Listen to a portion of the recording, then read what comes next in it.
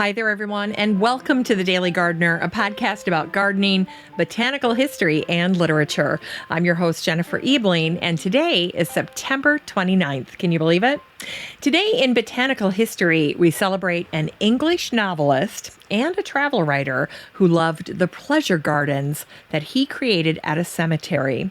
We also celebrate an English writer and friend of Charlotte Bronte and a beloved and humorous garden author. We'll hear an excerpt from Allie Smith's Autumn. It's perfect for this time of year. And we grow that garden library with a book about a species among the most ancient of Earth's inhabitants. And then we'll wrap things up with the birthday of an American garden writer. But first, here's today's curated news.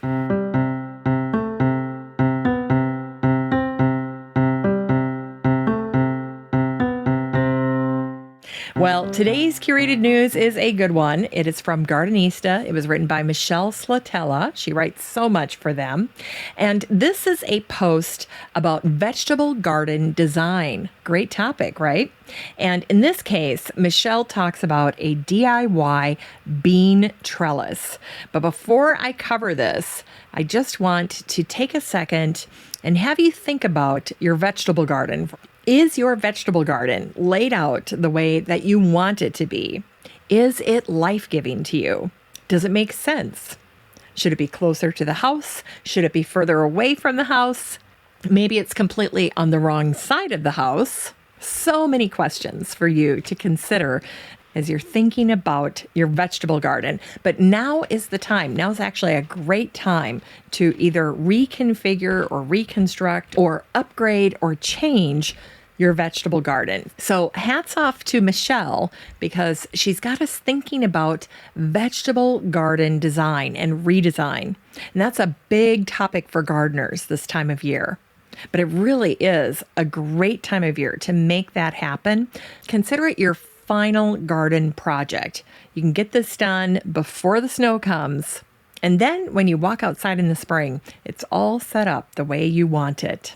So something to consider. Now, Michelle's post, as I mentioned earlier, is all about a DIY bean trellis. Now, I also want to just say really quickly that this is a bean trellis that was done by a blogger named April and her husband Mike. And this is a Georgia garden. And if you're looking for garden inspiration in general, you should check out what they did because their garden is absolutely beautiful. Really, really pretty. And I should also say two quick things here.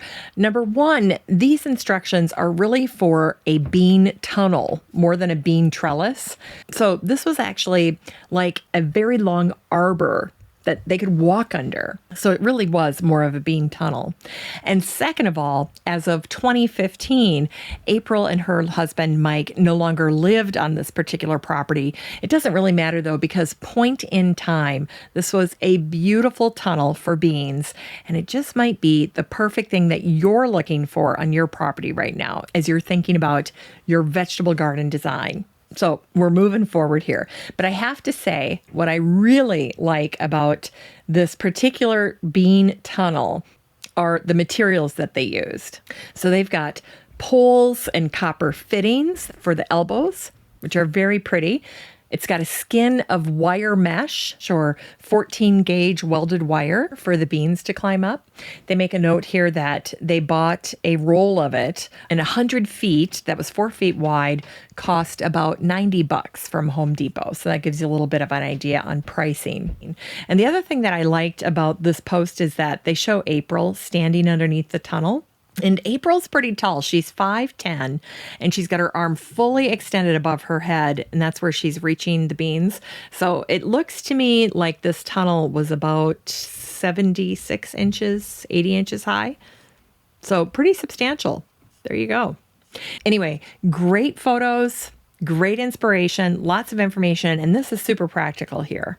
And like I said at the start of all of this, you might not be interested in the bean tunnel, but you might be interested in redesigning your vegetable garden. So yay for that. All right. Now, if you would like to track down this post, all you need to do is head on over to the Facebook group for the show, the Daily Gardener community on Facebook. Search for the word bean, and this post will pop right up. And then you can read Michelle's great post on this bean trellis/tunnel and get all kinds of inspiration from this old garden that April had with her husband, Mike, in Georgia. Now, if you're not in the Facebook group for the show, you can join at any time. All you have to do is head on up to the search bar where you look for an old friend and type in the words Daily Gardener Community. And then I will ask you 3 questions. It'll just pop right up there. You can answer them. And then I'll admit you into the group. It's just that easy. All right. It's time for today's Botanical History.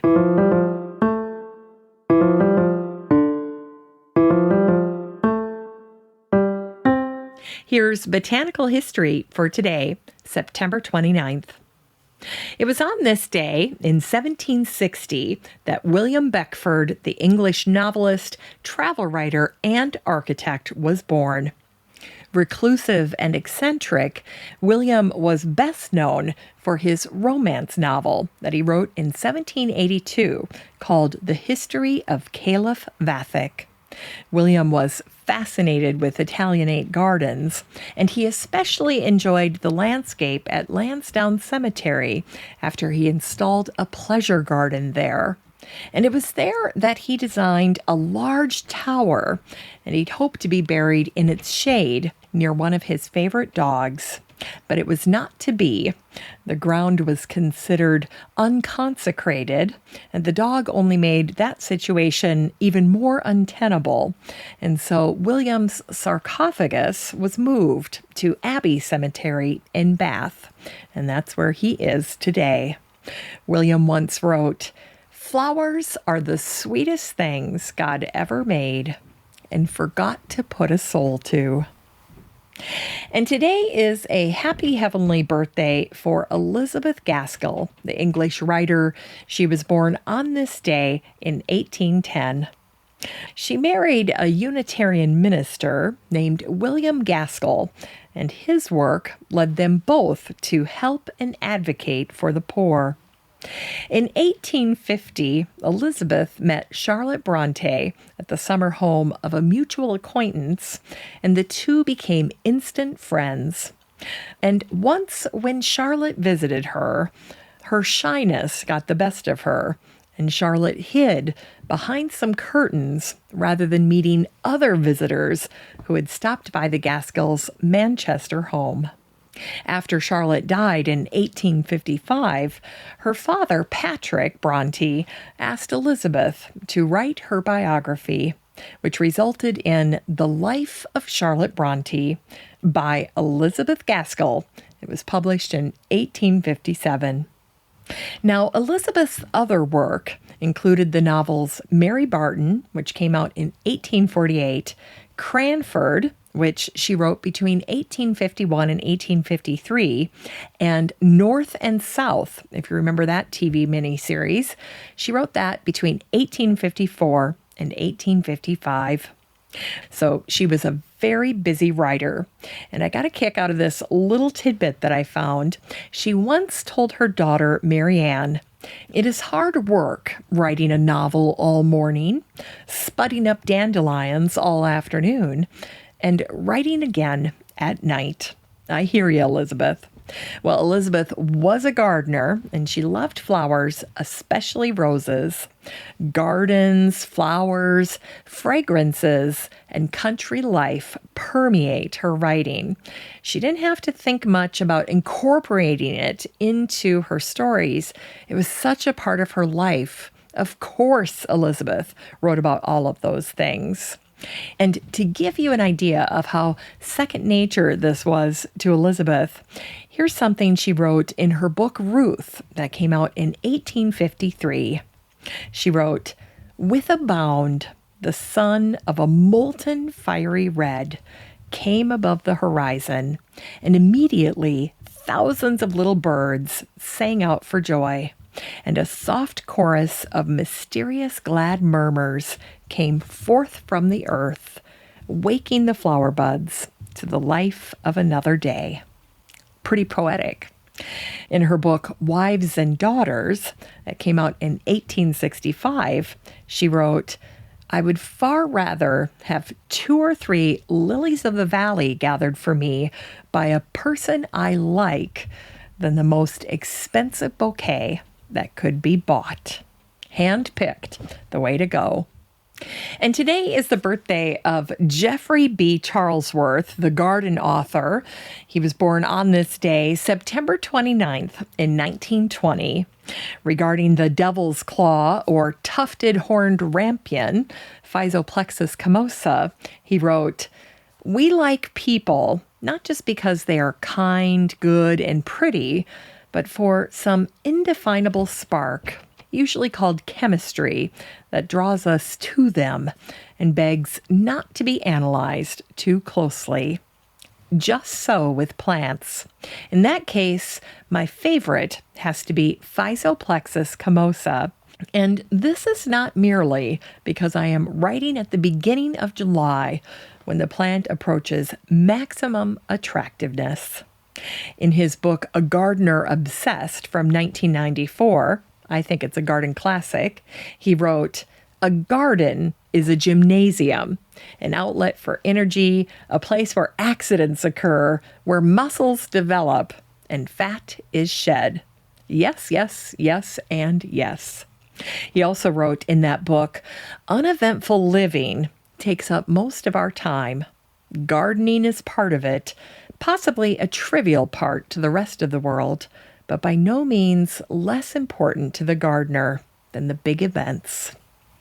In his book, The Opinionated Gardener from 1988, he wrote, every gardener knows this greed.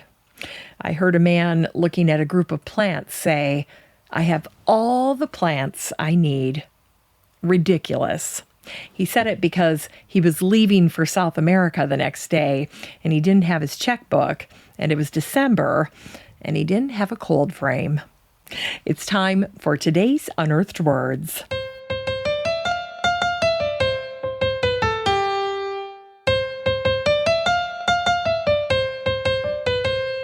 Today's Unearthed Words come to us from Allie Smith. This is from her book, Autumn, which is a beautiful book. It's got a great cover. This book was a Man Booker Prize finalist, a Washington Post notable book, and one of the 10 best books of the year from the New York Times back in 2017. And you can get a used copy on Amazon using the link in today's show notes for about $4. So fabulous steal. If you're looking for a little fall gift for yourself or for a garden friend, this book would be perfect. And here's the excerpt that I chose for you today. A minute ago, it was June. Now the weather is September. The crops are high, about to be cut. Bright, golden. November, unimaginable. Just a month away. The days are still warm. The air in the shadows sharper. The nights are sooner, chillier. The light a little less each time.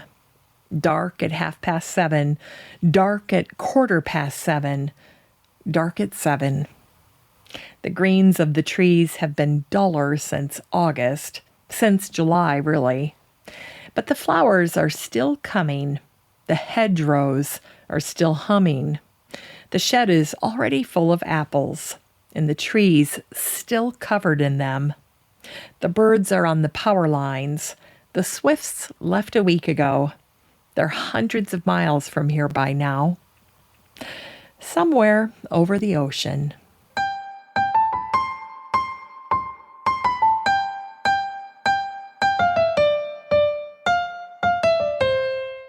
It's time to grow that garden library with today's book, Moths by David Lees and Alberto Zilli.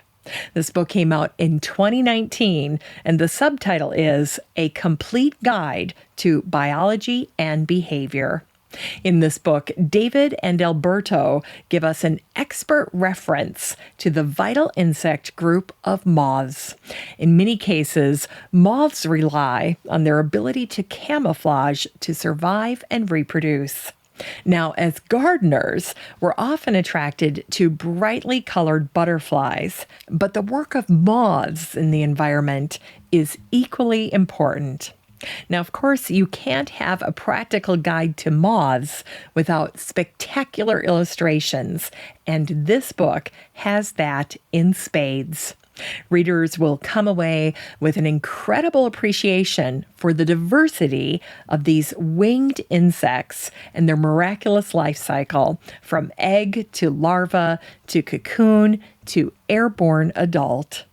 This book is 208 pages of the marvelous world of moths, and our world would be the lesser without them. You can get a copy of Moths by David Lees and Alberto Zilli and support the show using the Amazon link in today's show notes for around $20.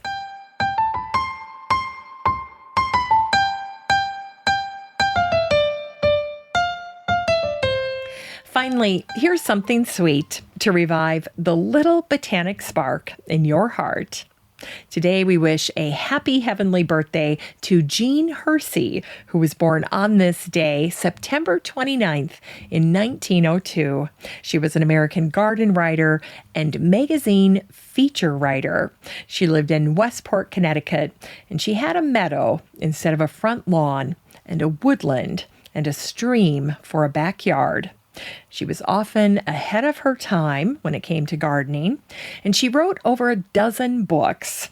And I love that her very first book was called I Like Gardening.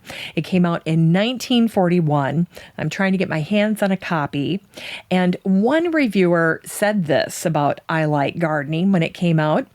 They wrote, "It makes one fairly itch to start a garden, bugs and insects included." Well, Jean is probably best known for another book of hers that I absolutely adore. I read it probably, I would say 3 or 4 times a week. I am referencing Jean's book. It's called The Shape of a Year, and it came out in 1967. It's a year-long almanac of her garden life.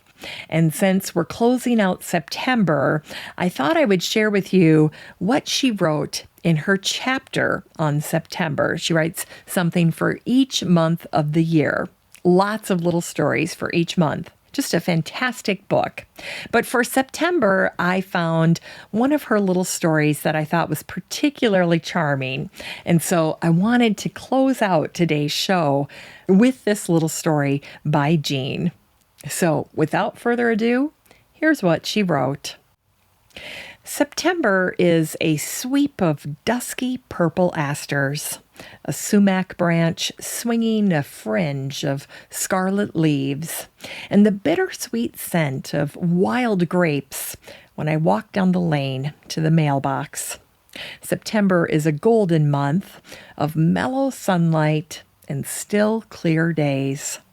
The ground grows cool to the touch, but the sun is still warm. A hint of crisp freshness lies in the early hours of these mornings. Small creatures in the grass, as if realizing their days are numbered, cram the night air with sound. Everywhere, goldenrod is full out. One of the excitements of the month is the Organic Garden Club show.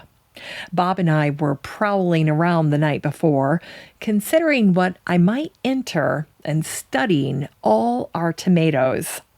The large ones seemed pretty good, but all had the common scars on the top that don't make a bit of difference in the eating, but aren't good for a show. There was a special charm to the smaller ones, volunteers, that grew out of the midst of the chard. Each one was perfect, not a blemish. These were larger than the cherry tomatoes. They're about the size of ping pong balls, Bob said. They must be a cross between the ordinary large ones and the cherry ones.